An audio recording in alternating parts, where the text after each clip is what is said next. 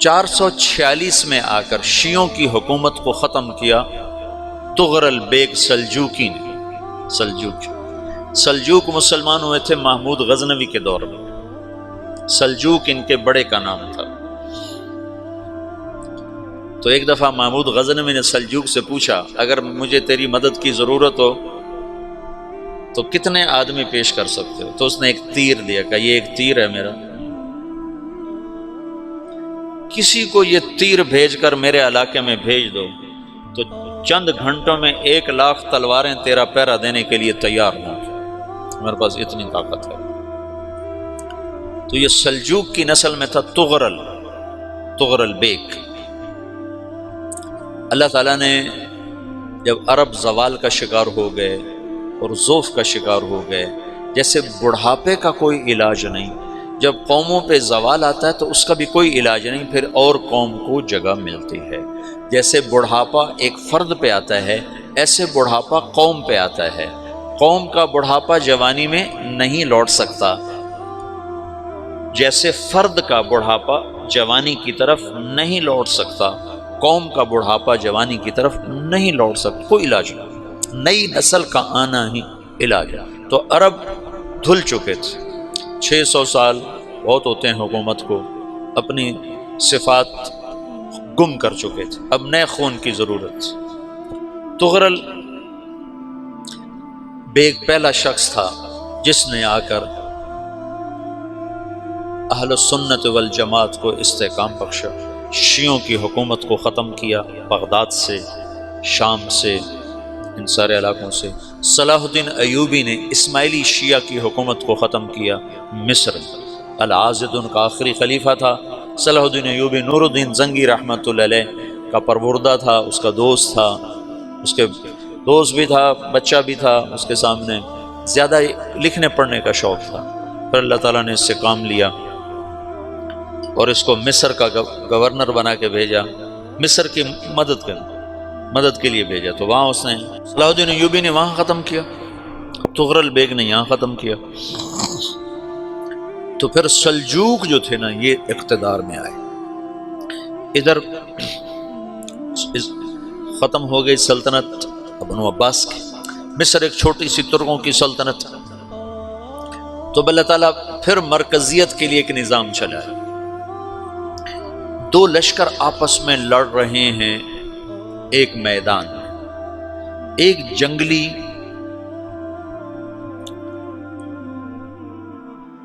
بدوؤں کا قافلہ، جنگل کے لوگ اپنے قبیلے کو لے کر، ایک جنگلی قبیلہ اپنے سردار کے ساتھ نقل مکانی کر رہا ہے ایک جگہ سے دوسری جگہ۔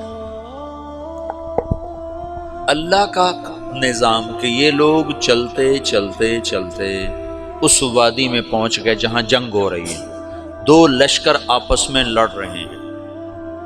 جب یہ وہاں پہنچتے ہیں تو ایک لشکر کے قدم اکھڑ رہے ہیں اور دوسرا غالب آ رہا ہے۔ ان کو نہیں پتا شکست کھانے والے کون ہیں اور فتح پانے والے کون ہیں، ان کو نہیں پتا۔ اس جنگلی قبیلے کے سردار کا نام بھی تغرل ہے، تغرل۔ تو یہ سردار کہتا ہے جو شکست کھا رہے ہیں ان کی مدد کرو، کچھ پتہ نہیں کون ہے، کہتا جو شکست کھا رہے ہیں ان کی مدد کرو۔ تو 400 وحشی جنگلیوں نے فاتح لشکر کے پیچھے حملہ کر دیا۔ وہ تو ایک کافی ہوتا تھا، 400 دوڑ جب تلواریں پڑیں تو چند لمحوں میں نقشہ بدل گیا، بھاگنے والے جم گئے اور جمنے والے بھاگ پڑے۔ جب جنگ ختم ہوئی تو شکست خوردہ لشکر کے بادشاہ نے ان کو بلایا، اسے پوچھتا ہے مجھے جانتے ہو میں کون ہوں؟ کہا نہیں۔ کہا تو تم نے میری مدد کیوں کی؟ کہا انسانی ہمدردی کی وجہ سے، تمہیں شکست ہو رہی تھی اس لیے تمہاری مدد کی۔ پھر اس نے اپنا تعارف کرایا، میں ہوں سلیمان سلجوکی، ترکی کا بادشاہ۔ مسلمانوں کا لشکر تھا اور تاتاریوں سے شکست کھا رہا تھا، تاتاری فتح پا رہے تھے، مسلمان شکست کھا رہے تھے۔ تو وہ اللہ کی غیبی مدد بن کر آئے، تو وہ اس سے کہتا ہے میرے ساتھ رہنا پسند کرو گے؟ تم نے میرے اوپر احسان کیا ہے، میں اس کا بدلہ دینا چاہتا ہوں، میرے ساتھ رہنا پسند کرو گے؟ کہنے کا کر لوں گا۔ تو اس کو لے کر ترکی آیا، اور استنبول اس وقت روم کی حکومت میں تھا، اسے فتح کیا اس تغرل کے آگے چوتھے پانچویں پڑپوتے محمد فاتح نے۔ تو یہ استنبول ہے، یہ ترکی ہے، بیچ میں ایک چھوٹا سمندر ہے، یہاں ایک جاگیر ہے۔ تو سلطان سلیمان کہتا ہے یہ جاگیر تجھے وقف ہے، ادھر سے رومی مجھے تنگ کرتے ہیں حملے کر کر کے، تو میرا دفاع کرتے رہنا، یہ جاگیر تیری۔ اس جاگیر پہ اس نے اپنے قافلے کو آباد کر دیا، اپنے قبیلے کو، اور ایک چھوٹی سی حکومت بنا لی، جو ایک صوبہ سمجھو، سلمان سلجوقی کا وہ ایک چھوٹا سا صوبہ ہے۔ وہاں جب یہ رہ پڑا تو پھر یہ ایک شیخ کے بیعت ہوتا ہے، وہاں شیخ طریقہ میں ان کے یہ بیعت ہونے جاتا ہے، وہ اس کو رات اپنے پاس ٹھہراتا ہے، تو ایک کمرے میں ان کو ان کا خادم ٹھہراتا ہے۔ یہ جب کمرے میں جاتا ہے تو سامنے دیوار میں طاقچے پر قرآن پڑا ہوا ہے، تو یہ تغرل بیگ کہتا ہے یہ کیا ہے، یہ کیا ہے؟ تو وہ خادم کہتا ہے یہ کتاب اللہ ہے، قرآن ہے۔ اچھا، وہ اس کو وہاں چھوڑ کے باہر چلا جاتا ہے۔ وہ دیہاتی آدمی، جنگل کا رہنے والا، پہلی دفعہ زندگی میں قرآن دیکھا، وہ کہتا ہے یہ قرآن ہے، اللہ کی کتاب ہے، میں اللہ کی کتاب کے سامنے سو جاؤں، کتنی بے ادبی ہے۔ تو اس نے ایسے قرآن اٹھایا اور سر پہ رکھ لیا اور کھڑا ہو گیا، ساری رات قرآن سر پہ رکھ کے کھڑا رہا۔ رات کے پچھلے پہر اس کو خواب آیا،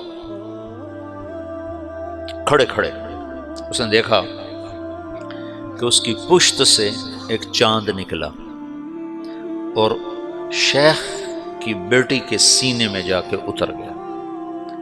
پھر اس لڑکی کے سینے سے ایک درخت نکلا جو پھیلتے پھیلتے پھیلتے 3 بر اعظم پہ چھا گیا، افریقہ پر، یورپ پر، ایشیا پر۔ پھر اس کی آنکھ کھل گئی، وہ کھڑا ہوا ہے، تو اس نے صبح یہ خواب اپنے شیخ کو سنایا، تو انہوں نے اپنی بیٹی اس کے نکاح میں دے دی۔ اس بیٹی سے ایک بچہ پیدا ہوا، تغرل بیگ نے اس کا نام رکھا عثمان، عثمانی ترک نام سنا ہوا، جو میں نے کل بتایا تھا کہ 1924 میں وہ خلافت ختم ہوئی، تو ایک بیٹا پیدا ہوا عثمان۔